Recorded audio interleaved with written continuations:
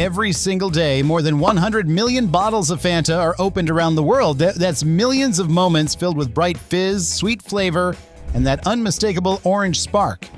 Yet behind every sip is a story that started more than 80 years ago. Born from wartime shortages, perfected through innovation, and produced today in some of the most advanced factories on Earth. From pure water to the final burst of carbonation, every drop follows a system so precise it's almost an art. So you must be wondering, how does one of the world's most playful drinks come to life inside a factory? Well, we will uncover the whole process here at the Process World. Fanta's story begins in 1940 when Coca-Cola's German branch faced a major problem. Trade restrictions had cut off the supply of the main Coca-Cola syrup from the United States.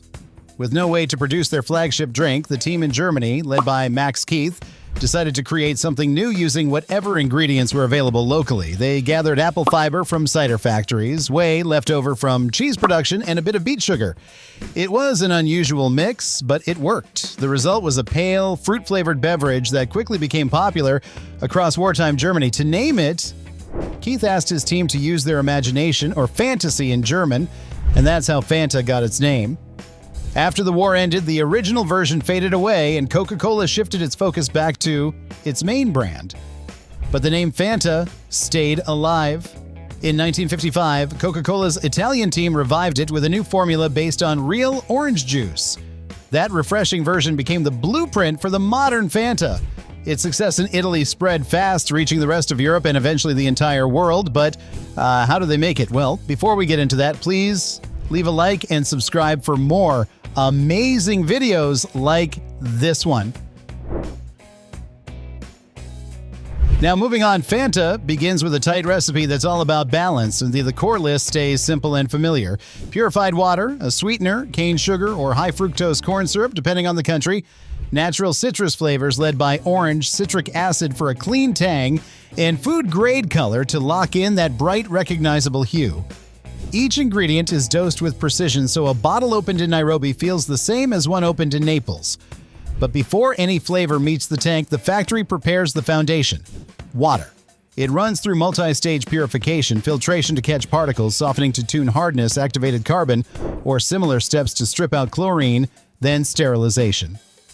Technicians test pH, mineral profile, and microbiology against Coca-Cola's global standards. Storage tanks and pipelines are sanitized with clean-in-place cycles, so the water stays stable and neutral all the way to the mixer.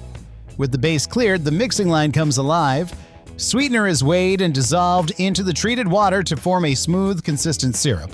This sets the sweetness level and mouthfeel.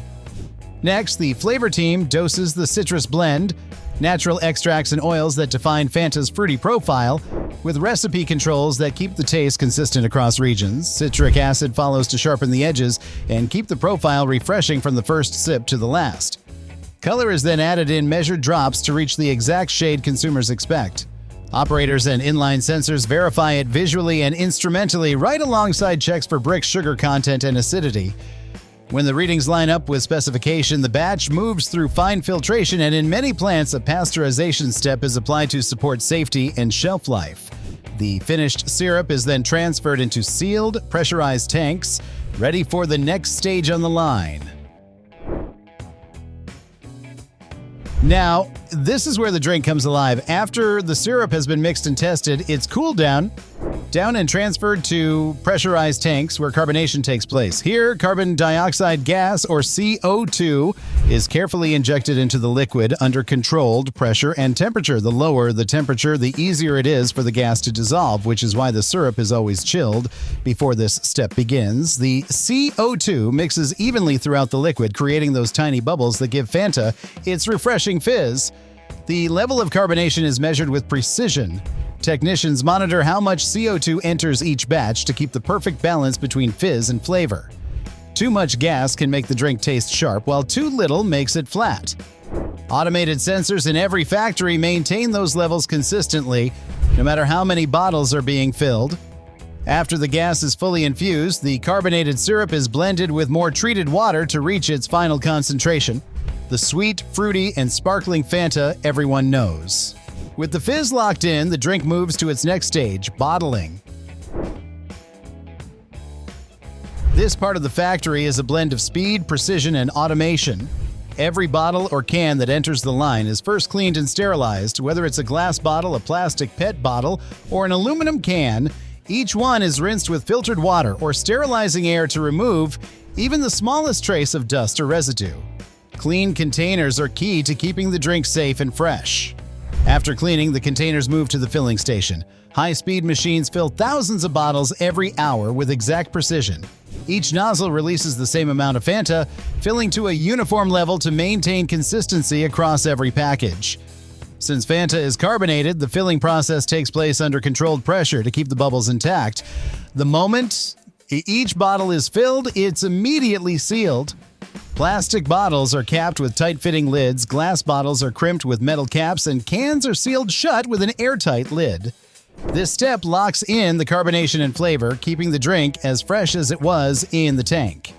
Before moving forward, sensors automatically check each bottle to ensure it's filled correctly and sealed perfectly.